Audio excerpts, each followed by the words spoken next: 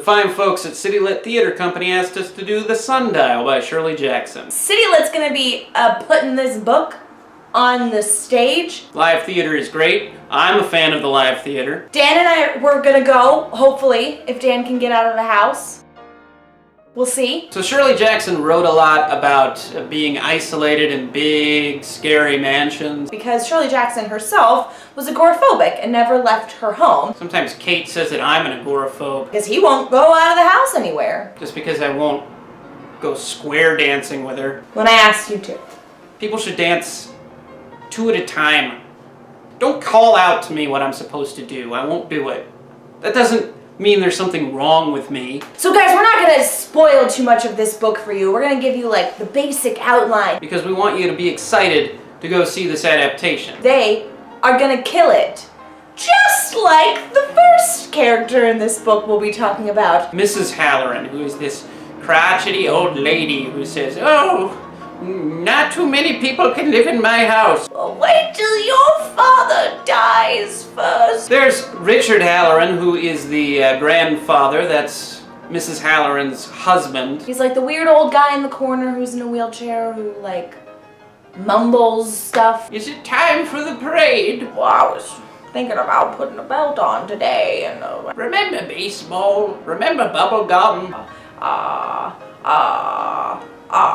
Mrs. Halloran has just killed her son so that she can inherit the Halloran house. So she comes up with this plan, which is to simply just push him down the stairs and kill him. How very rude. I would be steamed. She's like, now I'm gonna kick everyone out of my house. Out! Out into the cold, I say! Like Mrs. Ogilvy, the governess to her granddaughter Fancy. Mrs. Ogilvy is this mousy little woman who says, well, what will I do? Where will I go? She's super worried. She's a teacher. Teachers get paid not great. And next on Mrs. Halloran's to-kick-out list is Essex, who had been hired to catalog the library. What he really was eye candy for the old lady. Hey, Essex. I can sort this out on my own. Got a really good filing system going on. We don't need you around anymore either. You're out! I want to be rich by myself. Essex is like, but I'm so pretty. I'm a very good-looking man. And then there's Mary Jane, Mrs. Halloran's daughter-in-law, the wife of the son that she murdered on the stairs. I mean, of course, things have been awkward since the funeral to begin with. Mrs. Halloran, like, totally killed her son, guys. And they're just supposed to act like it's okay. This is like a really messed up version of Clue, where we already know who the murderer is. The one person allowed to stay in the house is Fanny. Fanny! Who is Mrs. Halloran's sister-in-law. Not Fanny, who we know and love, Fanny Price, a different Fanny. A Fanny from this book, not from the other book, which was Mansfield Park. And if you want to learn more about that book...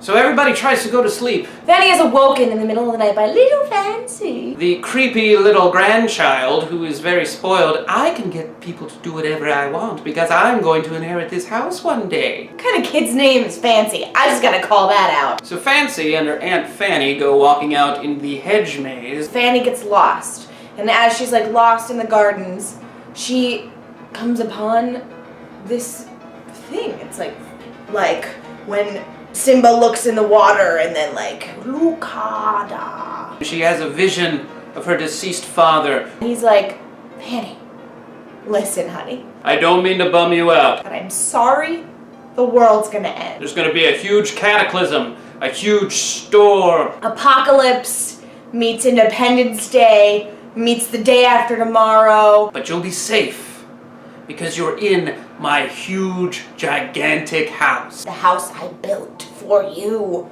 and your family. Made of stone and grit and marble. We will not go quietly into the night, Fanny. Midway through the book you have Mrs. Willow, who's an old friend of Mrs. Halloran. See, she's just a fancy lady. She brings her 2 daughters in. Immediately she's like, allowing these commoners to stay in your home. How very magnanimous of you. And they meet this captain, who who like seems like a good guy, but he's definitely not a good guy. Who is a total scam artist, and somehow they don't pick up on it. Captain is scammy, and he's scummy, and he's dirty. He says, hey, if you need people to survive the apocalypse with you, I'm in.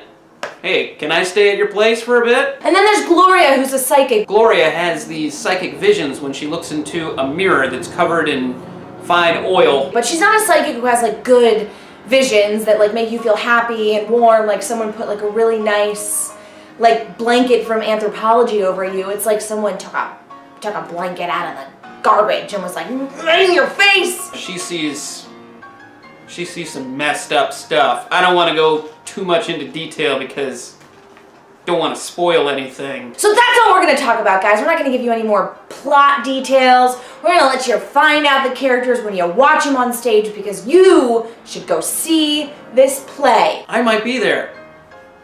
Maybe. Support live theater, guys! That is, if I'm not too much of an agoraphobe. He's an agoraphobic mess.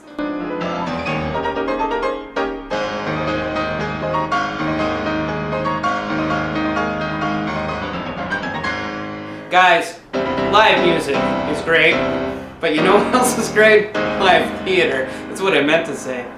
Live music is great, guys. Guys, live music